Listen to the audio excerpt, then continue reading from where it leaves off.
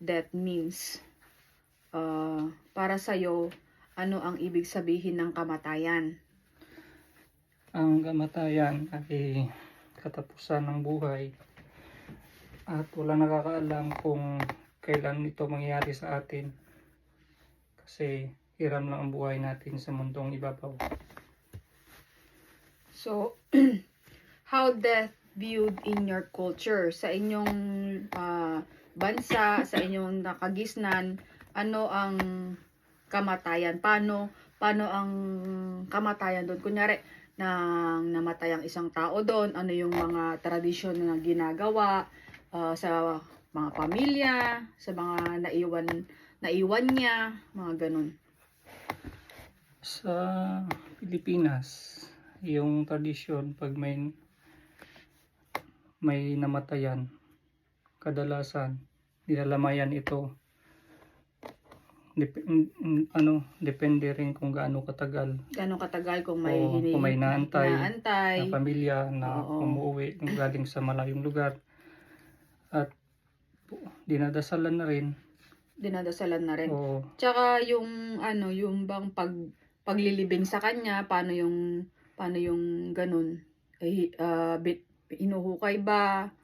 Ganon, ikinakabaong. Oo. Depende yun, no, di ba? Depende. Depende kung sa pamilya pa gusto rin kung gusto nilang sa pamilya. libing, Libing, gusto nilang yung parang sunugin, yung cremate, abulang, cremate, ganon.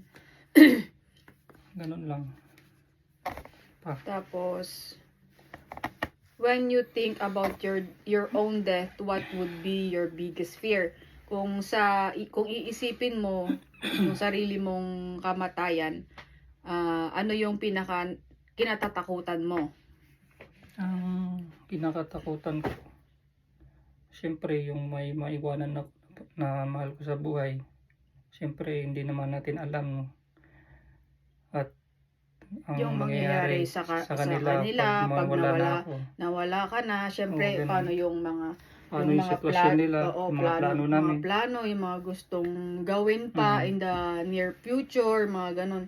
Syempre pinaka kinatatakutan mo ito. Tapos, recognizing that death will happen, what does it mean to live your life fully every day? Parang, yung alam mo na darating man din nga yung kamatayan na mangyayari naman ito, paano mo gagawing araw-araw na parang maging masaya, ganon, lahat ng mga pangyayari sa buhay, ganon.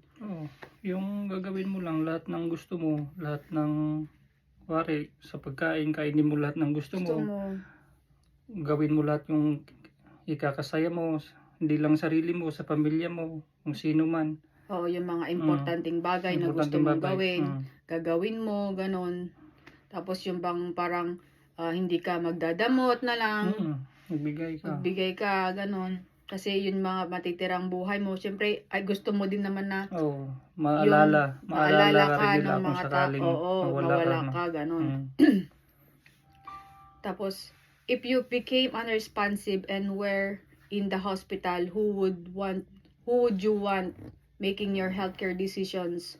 Why this person? So, parang sinasabi dito na, kunyari maging unresponsive ka na nasa hospital ka, sino yung gusto mong mag-alaga sa'yo?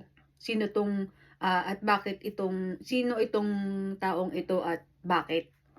Siyempre, yun ang una, yung asawa ko, pamilya ko.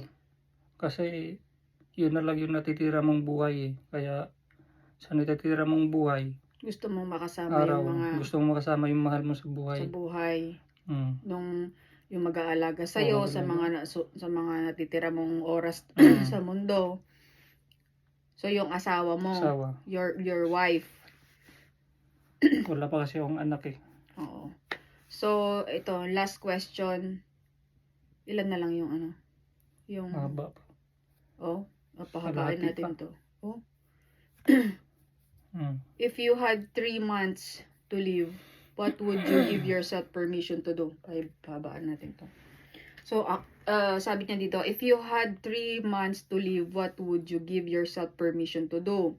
Sabi niya, pag meron ka na daw na lang natitirang 3 buwan na mabubuhay, ano yung gusto mong gawin sa sarili mo, sa buhay mo, yung matitirang 3 buwan. Pahabaan mo yung sa dito. Pag 3 buwan na lang. Pag 3 buwan na lang yung natitirang sa buhay mo. Siyempre, nauna, lubos-lubusin ko na yung yung oras ko sa pamilya ko, sa asawa ko. Kunyari kung may anak, may mga anak na rin tayo, ganun. Ilaan ko lang lahat ng oras ko doon. Tapos, mga kamag-anak mo din. Sa kamag-anak, siyempre, isa na rin doon, mga kamag-anak. Kasi, importante. Sila rin naman yung makakasama ng pamilya mo kung sakaling mawala man ako. Oo. Matitirang magmamalasakit sa amin. Sa mga kaibigan din. Anong gagawin mo? Parang lahat na lang siguro ng kasiyahan, ganon. Oo, gagawin kasi tatlong buwan na lang. Bali, Google mo na lahat doon. Di bali na maubos hindi naman siguro kailangan yung pera kasi hindi mo naman madadala yun. Hindi mo madadala naman yung pera doon.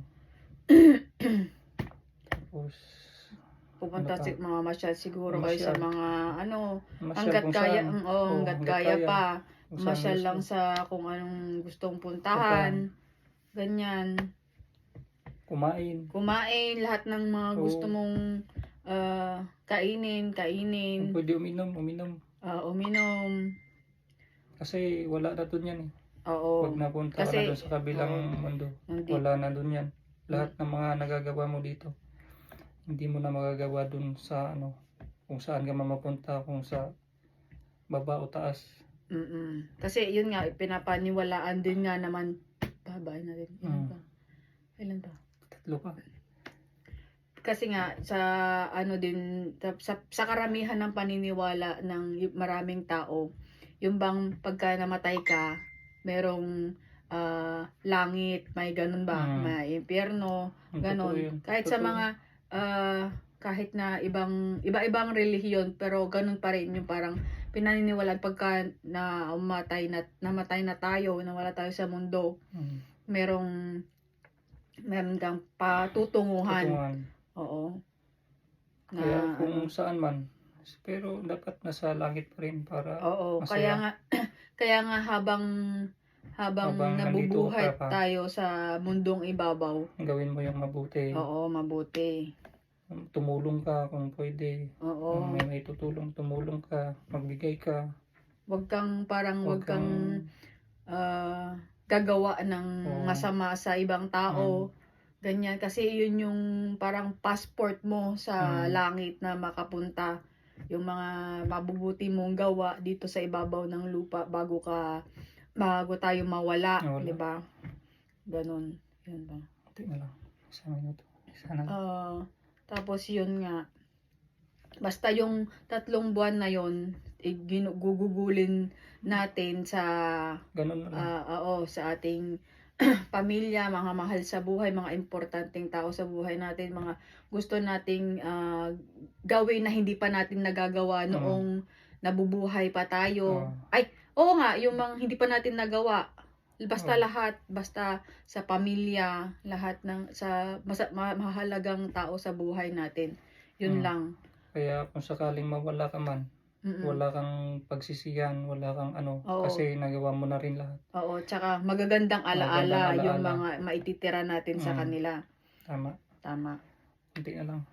Punti pa, kalaw. Tapos, kalahati. Yun nga,